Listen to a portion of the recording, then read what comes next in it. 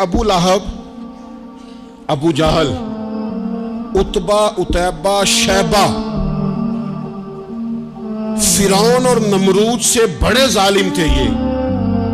इनके होते हुए भी निजाम बदला जा सकता है, लेकिन शर्त यह है कि पहले अबू बकर और उमर जैसे लोग पैदा कर लिए जाए, पहले उस्मान गनी और मौला अली जैसे लोग पैदा कर लिए जाए, हजरत जुबैर बिन अवाम और हजरत तलहा बिन उबैदुल्लाह जैसे लोग आ जाएं सामने।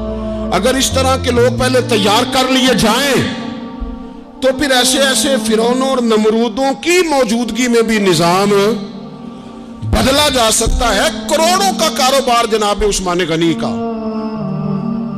करोड़ों का बिजनेस, करोड़ों की तिजारत, लेकिन कुर्बान जाऊं रसूल पाक के इस गुलाम के एक एक रुपया हलाल का, एक एक लुकमा जायज, एक एक हरफ में सदाकत, एक एक बात धुली हुई सजी हुई। लाखों और करोड़ों का कारोबार हजरत अब्दुर्रहमान इब्ने औफ का, करोड़ों का।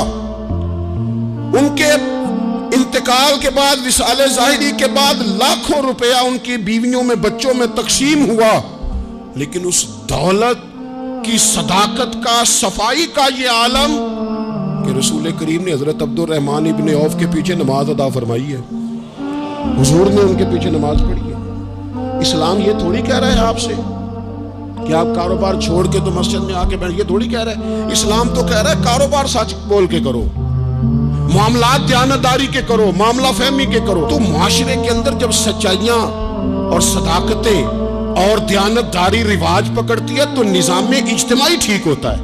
इसलिए रसूल करीम ने अखलाकी बुलंदी इतनी आला कर दी थी, जिसके पास शाम को खाना नहीं था वो भी लुकमा हलाल का ही कबूल करता था।